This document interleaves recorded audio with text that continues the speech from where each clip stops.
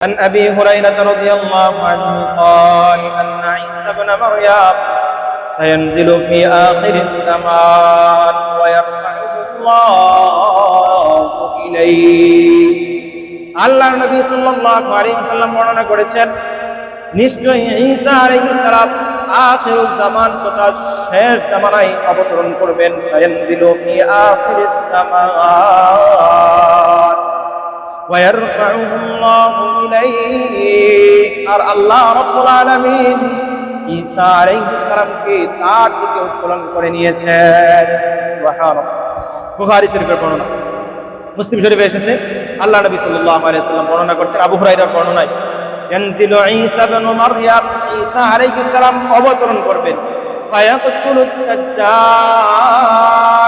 এবং ঈসা আলাইহিস সালাম দাজ্জালকে হত্যা করবেন।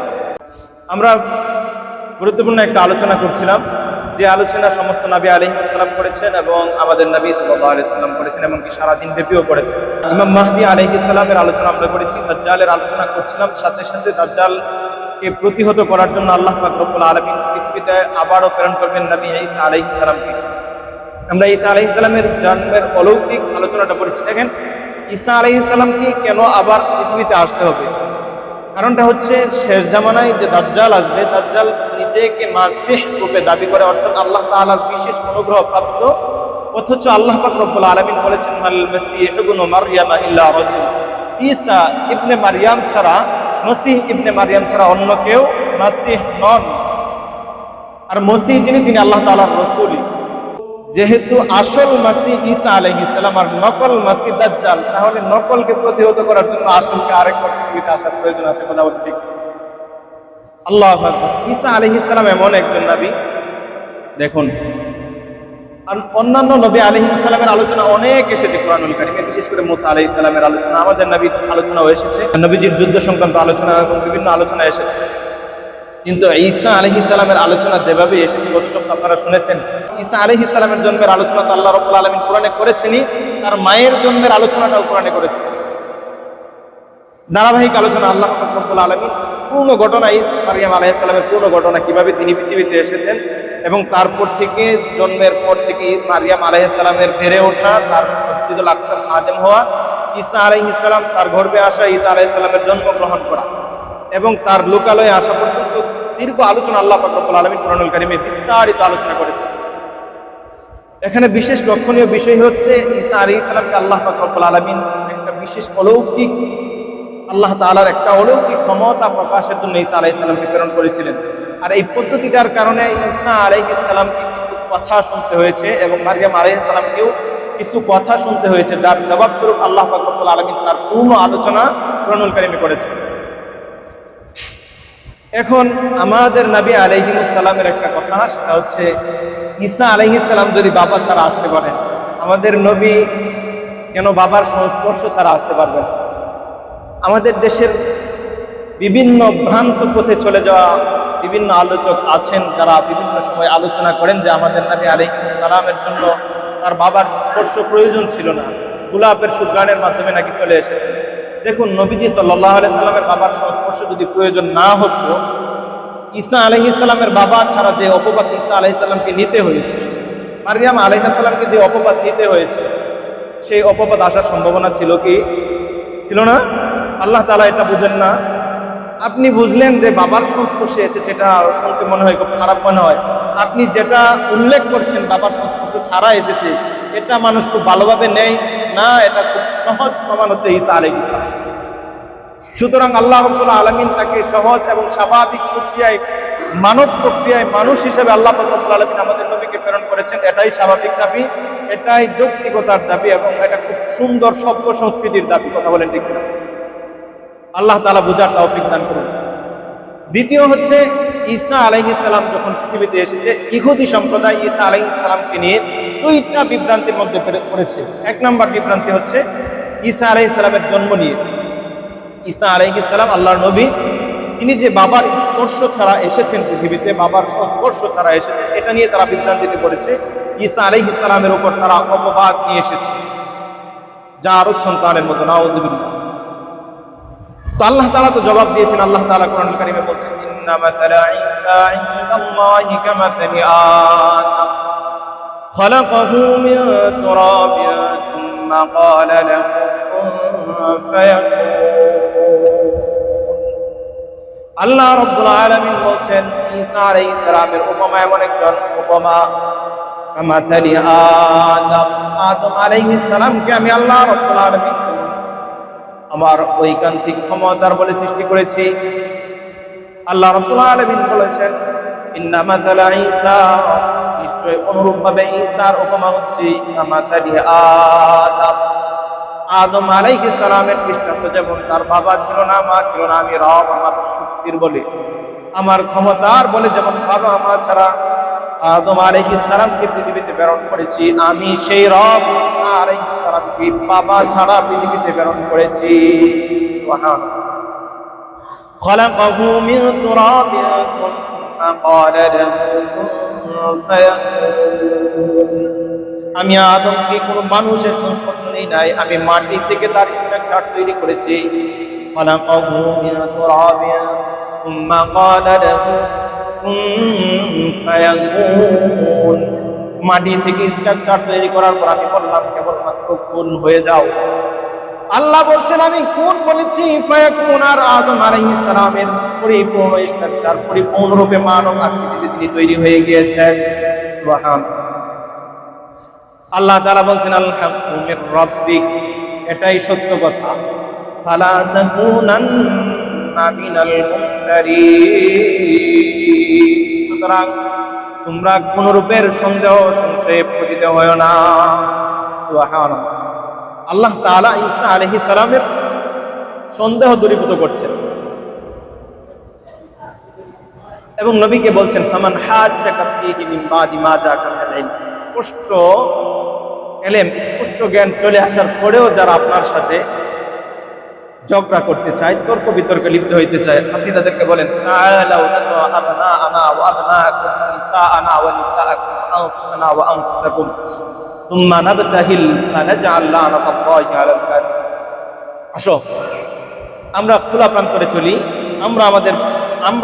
আমি আমার বাবা এবং আমার আত্মীয় গতি গোষ্ঠী যারা আছে আমি তাদেরকে নিয়ে ময়দানে যাব, আমার স্ত্রীদেরকে নিয়ে ময়দানে যাব, তোমরা তোমাদের বাবা, তোমাদের নারী, তোমাদের সন্তানদেরকে নিয়ে ময়দানে আসবে, এত কত বছর মানাবে থাকিন। এরপর আমরা মুবাহালা করব, কসম করব, ফানাজআল লানাতাল্লাহি আলাল কাযিবিন, আল্লাহ তাআলা যেন যে ব্যক্তি মিথ্যাবাদী, আমি দাবি করলাম এই যে ঈসা আলাইহিস সালামের জন্ম প্রক্রিয়া এগুলো আমি বর্ণনা করলাম এই রূপে, ইহুদিদের দাবি তো কি ঈসা আলাইহিস সালাম অপবাদ স্বরূপ। তাদেরকে বললেন, যদি বিশ্বাস না হয় ঈসা আলাইহিস সালামের জন্ম প্রক্রিয়া এটা, তোমাদের দাবি যদি সত্য হয়, তাহলে আসো আমরা কসম করি খোলা ময়দানে আল্লাহ তাআলা যাদের দাবি মিথ্যা তাদেরকে যেন ধ্বংস করে দেয়। পালায়ন করেছে। সুবহানাল্লাহ, আল্লাহু আকবার। ঈসা আলাইহিস সালামের অনেক মুজিজা পৃথিবীতে তিনি প্রকাশ করেছেন। আল্লাহ পাক রব্বুল আলামিন অনেকগুলো মুজিজা কোরআনুল কারীমে উল্লেখ করেছেন। অনেক লম্বা আলোচনা হয়ে যাবে। যেমন পাখি, মাটির তৈরি পাখির মধ্যে জীবন দান করা, মৃত ব্যক্তিকে জীবিত করা, কুম বিইজনিল্লাহ বললে কবরের মানুষ ঈসা আলাইহিস সালামের ডাকে উঠে আসতেন। এরকম অনেক মুজিজা আছে। তো ইহুদি সম্প্রদায়ের প্রথম সন্দেহ, সংশয় এবং বিভ্রান্তি ছিল ঈসা আলাইহিস সালামের জন্ম নিয়ে। 2 নম্বর বিভ্রান্তি হচ্ছে ঈসা আলাইহিস সালামের মৃত্যু নিয়ে। তাদের ধারণা হচ্ছে ঈসা আলাইহিস সালামকে তারা কতল করে ফেলেছে, হত্যা করে ফেলেছে। আল্লাহ তাআলা বলছেন, ঈসা আলাইহিস সালাম যখন অনুভব করতে পারলেন যে আমার বিরুদ্ধে ষড়যন্ত্র হচ্ছে, আল্লাহ তাআলা বলেন, ঈসা আলাইহিস সালাম তার সম্প্রদায়কে ডাকলেন, ফালাম্মা আহাসা ঈসা মিনহুমুল কুফরা ক্বালা মান আনসারি ইলাল্লাহ। ঈসা আলাইহিস সালাম তার সহচরবৃন্দ যারা ছিল, আমাদের নবী সাল্লাল্লাহু আলাইহি সাল্লামের সহচরবৃন্দ যারা ছিল, তাদেরকে কি বলা হয়? সাহাবী। আর ঈসা আলাইহিস সালামের সহচরবৃন্দ যারা ছিল তাদেরকে বলা হয় হাওয়ারি। আল্লাহর নবী ঈসা আলাইহিস সালাম যখন অনুভব করলেন, ফালাম্মা আহাসা ঈসা মিনহুমুল কুফরা, কাফেরদের থেকে যখন ঈসা আলাইহিস সালামের ষড়যন্ত্র যখন তিনি অনুভব করলেন, ক্বালা মান আনসারি ইলাল্লাহ, তিনি তার হাওয়ারিদেরকে ডাকিয়ে বললেন, কে আছো আল্লাহ তাআলার জন্য আমাকে সাহায্য করবে, আমার ধর্মের ব্যাপারে আমাকে সাহায্য করবে, আমার দ্বীন প্রচারের ব্যাপারে আমাকে সাহায্য করবে। হাওয়ারি যারা ছিলেন, আল্লাহ রাব্বুল আলামিন বলছেন, ক্বালাল হাওয়ারিয়ুনা নাহনু আনসারুল্লাহ। ঈসা আলাইহিস সালামের হাওয়ারি যারা ছিল তারা সকলেই এক বাক্যে বলে উঠল, নাহনু আনসারুল্লাহ, আমরা আল্লাহ তাআলার জন্য সাহায্যকারী হিসেবে আছি। আমান্না বিল্লাহ, আমরা আল্লাহ তাআলার উপর ঈমান আনয়ন করলাম। ওয়াশহাদ বিআন্না মুসলিমুন। হাওয়ারি যারা ছিল তারা বললেন, আমরা আল্লাহ তাআলার উপর ঈমান আনয়ন করলাম, আমরা আল্লাহ তাআলার সাহায্যকারী। ওয়াশহাদ, আপনি সাক্ষ্য থাকেন, বিআন্না মুসলিমুন, আমরা আত্মসমর্পণকারী, আমরা মুসলিম। ربنا آمنا بما أنزلت واتبعنا الرسول فاكتبنا مع الشاهدين। তারা দোয়া করে ফেললেন, হে আল্লাহ, আমাদের প্রতিপালক, আমান্না বিমা আনজালতা, আপনি আমাদের উপর যা প্রেরণ করেছেন, যে কিতাব নাজিল করেছেন, আমরা তার উপর ঈমান আনয়ন করলাম। ওয়াত্তাবানার রাসূলা, এবং আপনার রাসূলের অনুসারী হয়ে গেলাম। ফাকতুবনা মাশাহিদিন, সুতরাং আপনি আমাদেরকে শহীদদের অন্তর্ভুক্ত করে নেন এবং আমাদেরকে সাক্ষ্যদানকারী, ঈমান আনয়নকারীদের অন্তর্ভুক্ত করে নেন। ঈসা আলাইহিস সালাম তার উম্মতকে বলে দিলেন, আমি কিন্তু আর বেশি দিন থাকছি না। তিনি বুঝতে পারলেন যে আমার সময় শেষ। আল্লাহ তাআলা বললেন, তারা চক্রান্ত শুরু করলো ঈসা আলাইহিস সালামকে হত্যা করার জন্য। আর চক্রান্ত প্রতিহত করার জন্য আমি আল্লাহ পাক রব্বুল আলামিনই শ্রেষ্ঠ। আল্লাহ তাআলা ঈসা আলাইহিস সালামকে ডাকলেন, ইয ক্বালাল্লাহু ইয়া ঈসা ইন্নী মুতাওয়াফফিকা ওয়া রাফি'ুকা ইলাইয়া ওয়া মুতাহহিরুকা মিনাল্লাযীনা কাফারু। আল্লাহ রাব্বুল আলামিন নবী সাল্লাল্লাহু আলাইহি ওয়াসাল্লামের কাছে ঘটনা বর্ণনা করছেন। তিনি বলছেন, নবী আপনি স্মরণ করুন, ইয ক্বালাল্লাহু ইয়া ঈসা, আমি যখন ঈসা আলাইহিস সালামকে বললাম, আল্লাহ তাআলা যখন ঈসা আলাইহিস সালামকে বললেন, ইন্নী মুতাওয়াফফিকা, আপনার দুনিয়ার সফর আমি ক্ষান্ত করে দিলাম।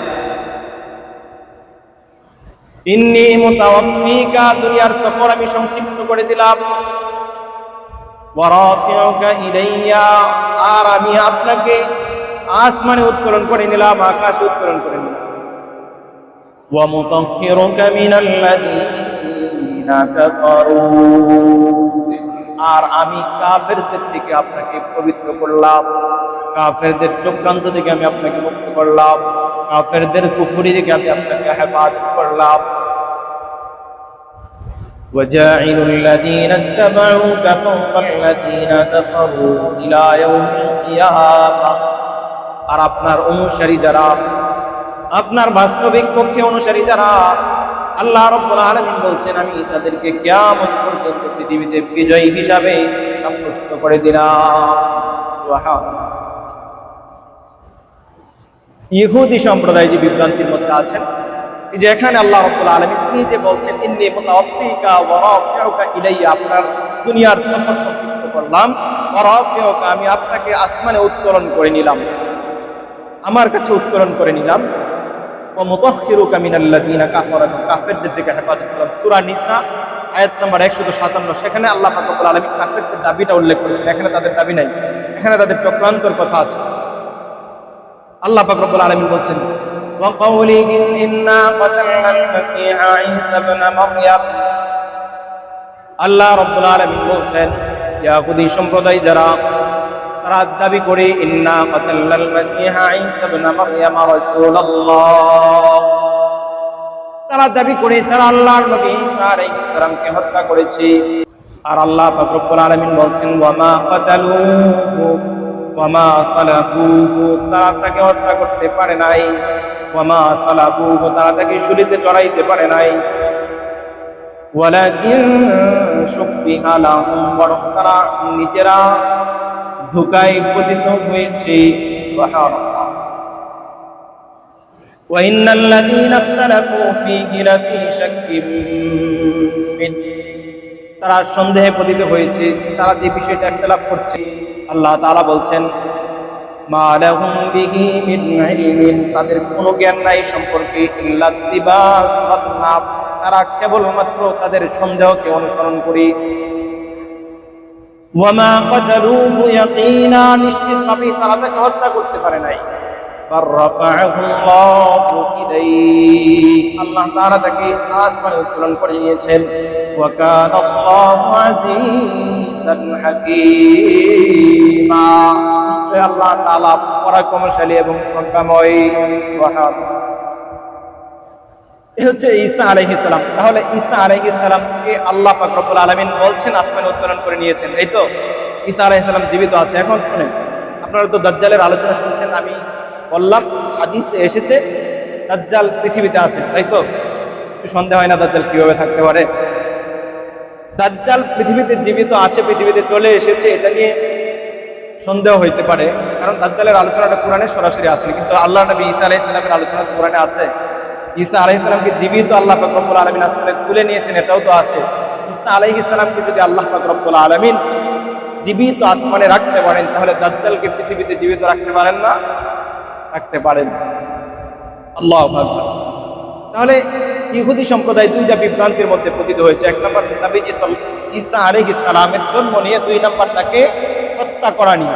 ঈসা আলাইহিস সালামকে যখন তারা হত্যা করতে চেয়েছে, তারা যখন ঈসা আলাইহিস সালামের গড়টাকে আবদ্ধ করেছে, ঘেরাও করেছে, ঈসা আলাইহিস সালামের 12 জন সাথী সাথে ছিল। এখানে আমাদের সমাজে হয়তো প্রচলিত কিছু ভুল থাকতে পারে, কারণ আছে। কারণ হচ্ছে ঈসা আলাইহিস সালামের ইন্তেকালের পর ইনজিল তো আর নাই। খ্রিস্টান সম্প্রদায় বাইবেল তৈরি করেছে, বাইবেল কিন্তু আসমানি গ্রন্থ না, ইনজিল হচ্ছে আসমানি গ্রন্থ। বাইবেল তৈরি করেছে, আরো বিভিন্ন ধরনের কিতাব তারা নিজেরা রচনা করে, যেগুলো তাদের ধর্মীয় গ্রন্থ হিসেবে প্রচলিত। এগুলোতে ঈসা আলাইহিস সালামকে নিয়ে বিভ্রান্তিমূলক অনেক তথ্য তারা লিখেছে, কারণ তাদের কাছে আসমানি কোনো গ্রন্থই নাই, তাদের কোনো গ্রন্থের সত্যতা নিশ্চিত হইতেই পারে না। এর মধ্যে একটা হচ্ছে, ঈসা আলাইহিস সালামকে যখন তারা আবদ্ধ করলো, কেউ কেউ বলে থাকেন যে ঈসা আলাইহিস সালামের হাওয়ারীদের থেকে কেউ একজন ঈসা আলাইহিস সালামকে ধরিয়ে দিয়েছে, এরকম একটা ঘটনা বর্ণনা পাওয়া যায়। সেটা সত্য নয়।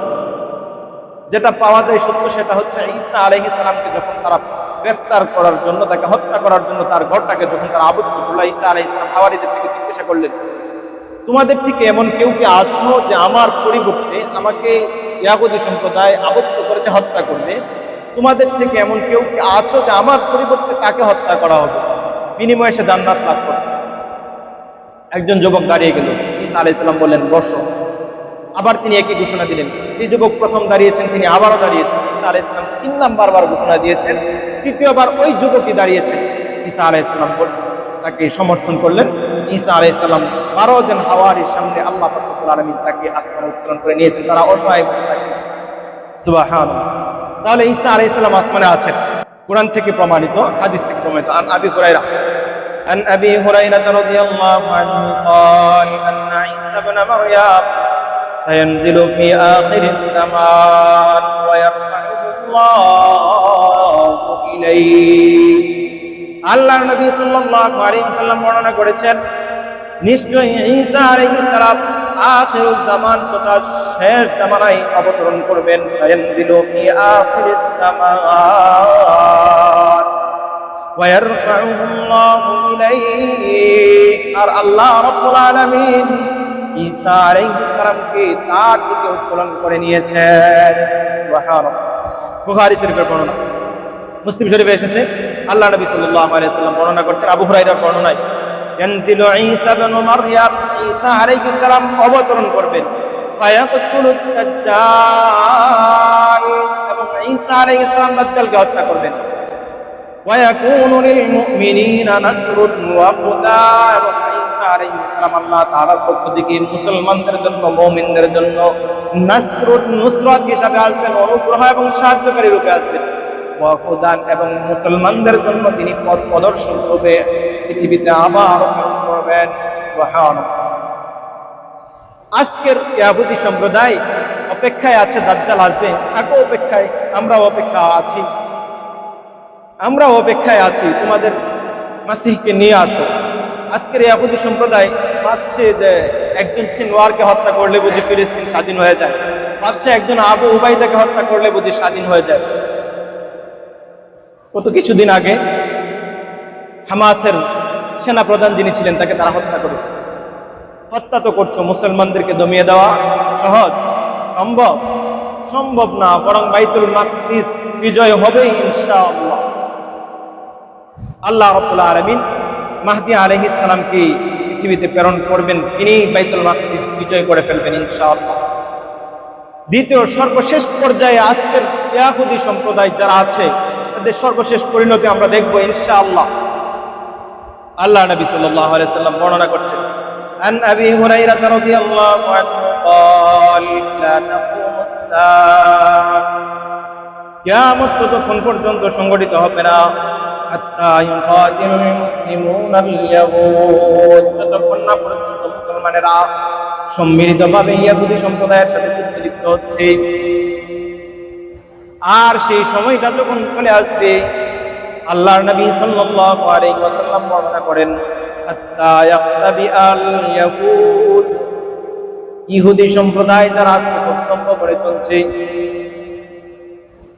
আল্লাহ নবী সাল্লাল্লাহু আলাইহি ওয়াসাল্লাম বলেন, মুসলমানেরা ইহুদি সম্প্রদায়ের সাথে যুদ্ধে সম্মিলিতভাবে লিপ্ত হবে। ইহুদি সম্প্রদায়ের অবস্থা এমন হবে, হাত্তা ইয়াক্তাবি আল-ইয়াহুদ মিন ওয়ারাইল হাজারি ওয়াস শাজারি, পাথরের অন্তরালে গিয়ে তারা আশ্রয় নেওয়ার চেষ্টা করবে, গাছের আড়ালে গিয়ে তারা আশ্রয় নেওয়ার চেষ্টা করবে। ফায়াকুলুল হাজার ওয়াস শাজারু ইয়া ইবাদাল্লাহ, যেই পাথরের আড়ালে তারা নিজেদেরকে লুকানোর চেষ্টা করবে, যেই গাছের আড়ালে তারা নিজেদেরকে লুকানোর চেষ্টা করবে, আল্লাহ নবী সাল্লাল্লাহু আলাইহি ওয়াসাল্লাম বলেন, ফায়াকুলুল হাজারু ওয়াস শাজারু ইয়া মুসলিম ইয়া আবদাল্লাহ, হে মুসলমান, হে আল্লাহর বান্দা, ওয়ারাই, আমার পিছনে, খালফি, আমার পিছনে, ইহুদি একটা অবস্থান করছে। সুবহানাল্লাহ। ইল্লাল গারকাত, তবে একটা গাছ আছে যেটা তাদেরকে নিরাপত্তা দান করবে, যেটা তাদের বিষয়ে কথা বলবে না, চুপ থাকবে। ইল্লাল গারকাত, গারকাত নামে একটা গাছ আছে। তারা ফিলিস্তিনে এবং তাদের নিজেদের অধিকৃত অঞ্চলগুলোতে গারকাত গাছ লাগাচ্ছে নিজেদের নিরাপত্তার জন্য। এত সহজ না নিরাপত্তা, এত সহজ না। রব ছাড় দেন, রব ছাড় দেন। সামাহকিলিল কাফিরিনা আমহিল রওয়াইদা, খুবই অল্প সময়ের জন্য রব ছাড় দেন। যখন পাকড়াও করবেন তখন তোমাকে ধরতে হবে না, তোমাকে ভুমা মারতে হবে না, খুব সহজে মৃত্যুবরণ করতে পারবা। আল্লাহু আকবার। আল্লাহ নবী সাল্লাল্লাহু আলাইহি সাল্লাম বলছেন, আল্লাহ পাক রব্বুল আলামিন ঈসা ইবনে মারইয়ামকে পৃথিবীতে প্রেরণ করবেন। ফায়ানজিলু ইনদা মানারাতিল বাইদা, ঈসা আলাইহিস সালাম আকাশ থেকে সরাসরি পৃথিবীতে অবতরণ করবেন। আল্লাহ নবী সাল্লাল্লাহু আলাইহি ওয়াসাল্লাম বলেন, শারকিয়া দিমাশকের পূর্বাঞ্চলে একটা অঞ্চলের মধ্যে ঈসা আলাইহিস সালাম একটা সাদা গম্বুজের উপরে আরোহণ করবেন। বাইনা মুফরাদাতাইন, দুইটা জাফরানি রঙের কাপড় পরিধান করে আল্লাহর নবী ঈসা আলাইহিস সালাম অবতরণ করবেন। ওয়াদিয়ান কাফাইনি আলা আজনিহাতি মালাকাইন, দুইজন ফেরেশতার কাঁধে ভর্তি আল্লাহর নবী ঈসা আলাইহিস সালাম অবতরণ করবেন। ইদা তাআ রাসাহু ফাতারা, ঈসা আলাইহিস সালাম যখন মাথা নিচু করবেন, মাথা নিচু যখন করবেন তার চুল থেকে টপ টপ করে পানি পড়বে। সুবহানাল্লাহ। কেন পড়বে? ঈসা আলাইহিস সালামকে যখন তারা হত্যা করার জন্য বেষ্টনী করেছিল, তার পূর্ব মুহূর্তে ঈসা আলাইহিস সালাম গোসল করে ঘরের ভিতরে প্রবেশ করেছিলেন, তার মাথা থেকে তখন পর্যন্ত পানি পড়তেছিল। সুবহানাল্লাহ। তিনি সেই পানি নিয়ে অবতরণ করবেন। ওয়াইযা রাফাহু, আর যখন তিনি তার মাথাটাকে উত্তোলন করবেন, ফাতাহাত্তারা মিনহু জুমানুল কাললুই, তার মাথা যখন উপরের দিকে উত্তোলন করবেন মনে হবে তার মাথার মধ্যে মণিমুক্তা চমকাচ্ছে। সুবহানাল্লাহ। তিনি তো নামলেন, তিনি যখন নামবেন, তিনি নামার পর মসজিদের দিমাশকের সাজেদও নেমেছেন। নামার সময়টা নিয়ে বিভিন্ন বর্ণনা আছে, তবে হাদিসের বর্ণনাগুলো যেটা পাওয়া যায় ফজরের রক্তে তিনি অবতরণ করবেন। কোনো কোনো বর্ণনায় আসরের কথাও আছে। ঈসা আলাইহিস সালাম তখন অবতরণ করবেন। ওয়া ইমামুহুম, মুসলমানদের ইমাম তিনি থাকবেন মাহদী আলাইহিস সালাম। তিনি ফাতাকাদ্দামা, তিনি নামাজ পড়ানোর জন্য সামনে অগ্রসর হচ্ছিলেন। এই মুহূর্তে ঈসা আলাইহিস সালাম অবতরণ করবেন। ঈসা আলাইহিস সালাম তাকে দেখে আবার একটু পিছনে যাবেন।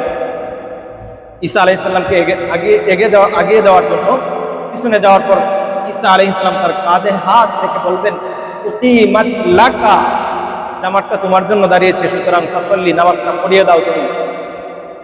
ইমাম মাহদী আলাইহিস সালাম নামাজ পড়িয়ে দিবেন। যখন ঈসা আলাইহিস সালাম পৃথিবীতে অবতরণ করবেন, আল্লাহ নবী সাল্লাল্লাহু আলাইহি সাল্লাম বলেন, ফালা ইয়াহিল্লু লিকাফিরিন ইয়াজিদু রিহা নাফসাহু, কোন কাফের এটা সহ্য করার ক্ষমতা রাখবে না যে ঈসা আলাইহিস সালামের ভিতর থেকে যেই শ্বাস প্রশ্বাস বের হয়ে আসবে, ওই প্রশ্বাসটাকে গ্রহণ করার মতো কোনো কাফের সম্প্রদায় পৃথিবীতে অবশিষ্ট থাকবে না। সুবহানাল্লাহ। বলছিলাম ইহুদি তোদেরকে হত্যা করার জন্য খুব বেশি কামানের প্রয়োজন পড়বে না, শুধুমাত্র ঈসা আলাইহিস সালামের ভিতর থেকে বের হয়ে আসা শ্বাস প্রশ্বাসটাই যথেষ্ট। সুবহানাল্লাহ। যদি এই অবস্থা হয়, ঈসা আলাইহিস সালামের যে নিঃশ্বাস বের হবে ওটাতেই যদি হত্যা হয়, তারপরেও যদি কোনো ইহুদি বাকি থাকবে পৃথিবীতে, আল্লাহ তাআলা সেই পর্যন্ত যদি আমাদের হায়াত রাখেন, আমাদেরকে ঈসা আলাইহিস সালামের অনুসারী হওয়ার তৌফিক দান করুন। সকলে বলে আমিন। আল্লাহু আকবার। ঈসা আলাইহিস সালামের শ্বাস, আচ্ছা আমি যদি শ্বাস দিই আপনার পর্যন্ত যাবে? যাবে না। আল্লাহ নবী সাল্লাল্লাহু আলাইহি ওয়াসাল্লাম বলেন, ঈসা আলাইহিস সালামের শ্বাস প্রশ্বাসের অবস্থা এমন হবে, ইয়ানতাহি নাফসুহু হাইসু ইয়ানতাহি তারফুহু, ঈসা আলাইহিস সালামের নিঃশ্বাসের বিস্তৃতি এই পরিমাণ হবে, হাইসু ইয়ানতাহি তারফুহু, যত দূর পর্যন্ত তার চোখের দৃষ্টি চলে যায় তত দূর পর্যন্ত তার শ্বাস প্রশ্বাস চলে যাবে। সুবহানাল্লাহ। বাঁচবি তো, এত সহজ তোদের বেঁচে যাওয়া এতটা সহজ না। কিছুদিন রব ছাড় দিয়েছেন। ঈসা আলাইহিস সালাম অবতরণ করার পর, নামাজ আদায়ের করার পর কোনো বর্ণনায় সরাসরি চলে এসেছে ফায়াতুবুকু, ঈসা আলাইহিস সালাম দাজ্জালকে পূজা শুরু করবেন। অন্যান্য বর্ণনায় এসেছে নামাজ শেষ করার পর ঈসা আলাইহিস সালাম বলবেন যে পিছনের যে দরজা আছে দরজাটা খুলে দাও। দরজা খুলে দেওয়ার সাথে সাথেই দরজার পাশে আল্লাহর নবী ঈসা আলাইহিস সালাম দাজ্জালকে পেয়ে যাবেন। দাজ্জালকে পেয়ে যাওয়ার পরে দাজ্জাল যখন ঈসা আলাইহিস সালামকে দেখবে, আল্লাহর নবী সাল্লাল্লাহু আলাইহি ওয়াসাল্লাম বলেন, তাবা, দাজ্জাল তাকে দেখার সাথে সাথেই বিগলিত হওয়া শুরু করে দিবে। সুবহানাল্লাহ। ঈসা আলাইহিস সালামের আক্রমণের প্রয়োজন পড়বে না, যেমন তার শ্বাস প্রশ্বাস ইহুদিদের জন্য কুফফার সম্প্রদায়কে হত্যা করার জন্য যথেষ্ট। দাজ্জালকে আঘাতের প্রয়োজন পড়বে না, তবে আঘাত তিনি করবেন, কারণ মাসিহ তো ঈসা আলাইহিস সালাম, আর ও তো বাটপার মাসিহ, দাজ্জাল। সুতরাং মাসিহ নিজের হাতে বাটপার মাসিহকে হত্যা করবেন, এটাও একটা স্বাভাবিক দাবি। আল্লাহু আকবার। আল্লাহ নবী সাল্লাল্লাহু আলাইহি সাল্লাম বলেন, ফাইযা রাআ মুআদুল্লাহ, তখন আল্লাহর শত্রু ঈসা আলাইহিস সালামকে দেখবে, দাবা কামা ইয়াদুবুল মিলকু ফিল মা, লবণ পানিতে ছেড়ে দিলে যেমন লবণটা বিগলিত হয়ে যায়। আল্লাহর নবী সাল্লাল্লাহু আলাইহি সাল্লাম বলেন, দাজ্জাল ঈসা আলাইহিস সালামকে দেখার সাথে সাথে লবণ যেমন বিগলিত হয়ে যায় ওইভাবে বিগলিত হইতে থাকবে। ফালাউ তারাকাহু, যদি ঈসা আলাইহিস সালাম তাকে ছেড়ে দিতেন, লাযাবা, ঈসা আলাইহিস সালাম যেমন যেই রূপে তাকে দেখার সাথে সাথে ওই দাজ্জাল বিগলিত হইতেছিল, ঈসা আলাইহিস সালাম যদি তাকে ছেড়ে দিতেন তাহলে সে এমনি এমনি বিগলিত হইতে থাকতো, হাত্তা ইয়াহলিকা, সে মৃত্যুবরণ করতো। ওয়ালাকিন ইয়াকতুলুহু, কিন্তু ঈসা আলাইহিস সালাম তাকে হত্যা করতেন। ওয়ালাকিন ইয়াকতুলুহুল্লাহু বিয়াদিহি, কিন্তু আল্লাহ রাব্বুল আলামিন ঈসা আলাইহিস সালামকে দিয়ে দাজ্জালকে হত্যা করাবেন। ফায়ুরিহিম দামাহু, অতঃপর আল্লাহ পাক রব্বুল আলামিন ঈসা আলাইহিস সালামের মাধ্যমে হত্যা করার পরে ঈসা আলাইহিস সালামের বিক্ষণ জ্বর থাকবে। ঈসা আলাইহিস সালামের হাতে যে অস্ত্র থাকবে, ওই অস্ত্র দিয়ে যে হত্যা করার অস্ত্রের রক্ত লাগবে না, সেই রক্ত আল্লাহ পাক রব্বুল আলামিন ঈসা আলাইহিস সালামকে দিয়ে তিনি আসল মাসিহ, তাকে দিয়ে তারা আসল মাসিহের জন্য অপেক্ষা করছিলেন, তাদের সামনে প্রমাণ পেশ করলেন। সুবহানাল্লাহ। তোমরা দাজ্জালের আলোচনা শুনে ফেললাম। ঈসা আলাইহিস সালাম 4টা কর্মসূচি নিয়ে পৃথিবীতে আসবেন। 1 নম্বর কর্মসূচি হচ্ছে দাজ্জালকে হত্যা করা। দাজ্জালকে হত্যা করার নির্দিষ্ট স্থান বর্ণনা হয়েছে, ফিলিস্তিনের লুদ নামক স্থানে দাজ্জালকে হত্যা করা হবে। দাজ্জালকে হত্যা করার পর ঈসা আলাইহিস সালাম শেষ 10টি আলামতের মধ্যে 1 নম্বর মাহদী আলাইহিস সালাম, 2 নম্বর ঈসা আলাইহিস দাজ্জাল, 3 নম্বর হচ্ছে ঈসা আলাইহিস সালাম। 3 জনের আলোচনা আমরা করছি। 3 জনের মধ্যে দাজ্জাল খতম, শেষ দাজ্জালের আলোচনা। আছেন মাহদী আলাইহিস সালাম। মাহদী আলাইহিস সালাম দাজ্জাল আসার পর্যন্ত মাহদী আলাইহিস সালামের আলোচনা পাওয়া যায়, এরপরে আলোচনা পাওয়া যায় না। তবে তিনি 7 বছর পৃথিবীতে রাজত্বের জিম্মাদারি পালন করবেন, এরপরে স্বাভাবিকভাবেই তিনি মৃত্যুবরণ করবেন। আমরা এরপর থেকে ঈসা আলাইহিস সালামের বাকি 3টা কর্মসূচি নিয়ে আলোচনা করবো ইনশাআল্লাহ।